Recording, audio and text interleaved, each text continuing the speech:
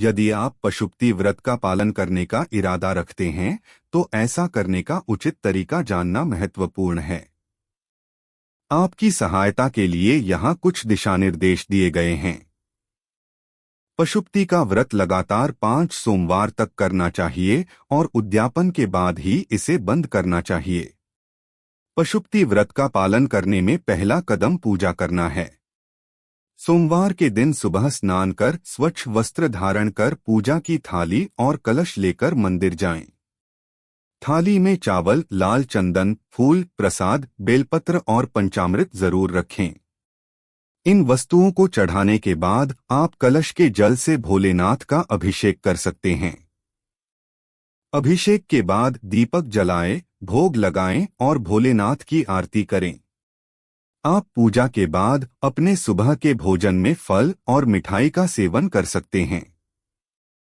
शाम को वही थाली मंदिर ले जाएं, साथ में 6 दीपक और घर से खाने के लिए कुछ मीठा भी ले जाएं। मंदिर में घर का बना भोग लगाते हुए 6 में से 5 दीपक जलाएं। 2/3 भोग मंदिर में चढ़ाए और 1/3 घर में वापस लाए। पूजा करते समय भोलेनाथ से अपनी मनोकामना व्यक्त करें और उनका आशीर्वाद मांगें। घर में प्रवेश करने से पहले दरवाजे पर दीपक जलाएं और भोलेनाथ का स्मरण करें। इसके बाद ही घर में प्रवेश करना चाहिए। पशुपति व्रत के नियम। भगवान शिव के पशुपति व्रत के अपने अनोखे नियम और तरीके हैं जिनका भक्तों को पालन करना चाहिए। इस लोकप्रिय उपवास को शुरू करने से पहले इन दिशानिर्देशों को समझना आवश्यक है। भक्तों को ब्रह्मा मुहूर्त के दौरान उठने और स्नान करने के साथ साथ साफ कपड़े पहनने के महत्व को याद रखना चाहिए।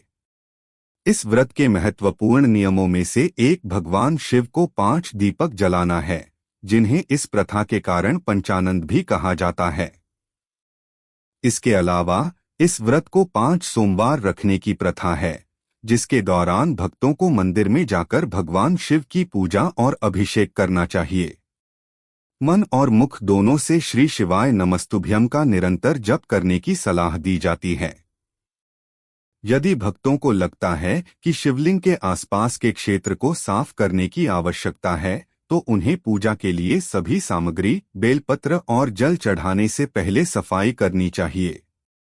भोलेनाथ को चढ़ाने के लिए थाली में रोली, चावल, फूल, फल, बेलपत्र और प्रसाद जैसी चीजें लाने की सलाह दी जाती है। पशुपति व्रत कथा। किंवदंती है कि एक बार जब शिव एक चिंकारा के रूप में ध्यान कर रहे थे, तब राक्षसों और देवताओं के संघर्ष के कारण तीनों लोकों में अराजकता फैल गई। देवताओं ने महसूस किया कि केवल शिव ही समस्या का समाधान कर सकते हैं और उन्हें वाराणसी में उनके ध्यान से जगाने गए। हालांकि देवताओं को पास आते देख शिव ने नदी में छलांग लगा दी, जिससे उनके एक सींग के 4 टुकड़े हो गए। इसके जवाब में भगवान पशुपति चतुर्मुख लिंग के रूप में प्रकट हुए और तभी से पशुपतिनाथ जी की पूजा और उपवास करने की परंपरा शुरू हुई। पशुपति व्रत की पूजन सामग्री। पशुपति यंत्र या भगवान शिव की तस्वीर, अगरबत्ती, कपूर और दिया या दीपक, प्रसाद के रूप में फल, फूल और मिठाई, मंत्र पढ़ने के लिए पवित्र धागा या माला, पंचामृत, दूध, दही, शहद, चीनी और घी का मिश्रण, गंगाजल या पवित्र जल, नारियल और पान अर्पित करने के लिए, आरती के लिए बेल, रुद्राक्ष माला या पवित्र मोतियों से बनी माला, पशुपति यंत्र या तस्वीर लगाने के लिए लाल या पीला कपड़ा। यह ध्यान रखना महत्वपूर्ण है कि पूजा सामग्री क्षेत्र और रीति रिवाजों के आधार पर भिन्न हो सकती है। पशुपति व्रत में उपयोग की जाने वाली उपयुक्त वस्तुओं के लिए एक पुजारी या धार्मिक प्राधिकरण से परामर्श करने की सिफारिश की जाती है। पशुपतिनाथ का मंत्र क्या है? सारा दिन मन ही मन भगवान शिव के इन मंत्रों का जाप करते रहें। नमः शिवाय, नमो नीलकंठाय, पार्वती ते नमः, ह्रीं ह्रौं नमः शिवाय, नमो भगवते दक्षिणामूर्तये मह्यं मेधा प्रयच्छ स्वाहा। पशुपति व्रत में क्या नहीं करना चाहिए? पशुपति व्रत के दिशा निर्देशों का पालन करने के लिए व्यक्तियों को निम्नलिखित से बचना चाहिए। मांस और अंडे का सेवन, नशा और अय्याशी में लिप्त होना, चोरी करना, पराई स्त्री या पुरुष से शारीरिक संबंध बनाना, किसी का अपमान करना। पशुपति व्रत की उद्यापन विधि।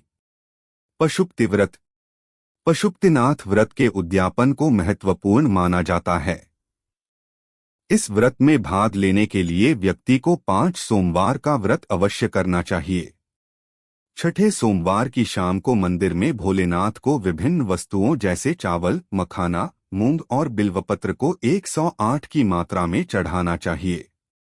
साथ ही प्रसाद के रूप में नारियल और दक्षिणा अवश्य अर्पित करें।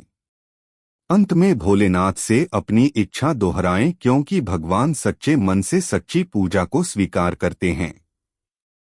अंत में पशुपति व्रत का महत्व भक्तों के मन और शरीर को शुद्ध करने और उन्हें आध्यात्मिक विकास प्राप्त करने में मदद करने की क्षमता में निहित है।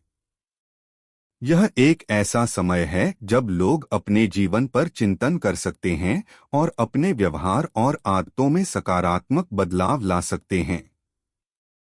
पशुपति व्रत से जुड़े अनुष्ठानों और रीति रिवाजों के माध्यम से भक्त भगवान शिव के प्रति अपनी भक्ति और प्रतिबद्धता प्रदर्शित करते हैं। उपवास और भोजन प्रतिबंध अनुशासन बनाने में मदद करते हैं और आत्मनियंत्रण और आत्मसंयम को भी बढ़ावा देते हैं। कुल मिलाकर पशुपति व्रत आत्मनिरीक्षण, प्रार्थना और आध्यात्मिक विकास का समय है। यह भक्तों को अपने भीतर से जुड़ने और परमात्मा का आशीर्वाद लेने का अवसर प्रदान करता है। इस व्रत को करने से व्यक्ति शांति और संतोष की भावना का अनुभव कर सकता है और भगवान शिव की दिव्य शक्ति में अपना विश्वास मजबूत कर सकता है। भगवान पशुपति व्रत के फायदे। पशुपति व्रत एक ऐसा व्रत माना जाता है कि इससे साधक को विभिन्न लाभ मिलते हैं। पशुपति व्रत से जुड़े कुछ लाभ इस प्रकार हैं। माना जाता है कि पशुपति व्रत अभ्यासी को भगवान शिव से जुड़ने में मदद करता है। इस व्रत को करने से व्यक्ति अपनी आध्यात्मिक वृद्धि को बढ़ा सकता है और आंतरिक शांति प्राप्त कर सकता है। पशुपति व्रत करने से व्यक्ति भगवान शिव से आशीर्वाद प्राप्त कर सकता है। ऐसा माना जाता है कि जो लोग इस व्रत को भक्ति और ईमानदारी के साथ करते हैं, भगवान शिव उनकी मनोकामना पूरी करते हैं। पशुपति व्रत करने से साधक के जीवन से विघ्न दूर होते हैं। ऐसा कहा जाता है कि भगवान शिव सभी बाधाओं को दूर करते हैं और अभ्यासी को उनके प्रयासों में सफलता प्राप्त करने में मदद करते हैं। पशुपति व्रत करने से व्यक्ति खुद को नकारात्मक ऊर्जा और बुरी शक्तियों से बचा सकता है। भगवान शिव को बुराई का नाश करने वाला माना जाता है और उनका आशीर्वाद लेने से व्यक्ति को नुकसान से बचाया जा सकता है। ऐसा माना जाता है कि पशुपति व्रत करने से साधक को स्वास्थ्य लाभ मिल सकता है। भगवान शिव को चिकित्सा के देवता के रूप में जाना जाता है और इस व्रत को करने से व्यक्ति अच्छे स्वास्थ्य के लिए उनका आशीर्वाद प्राप्त कर सकता है।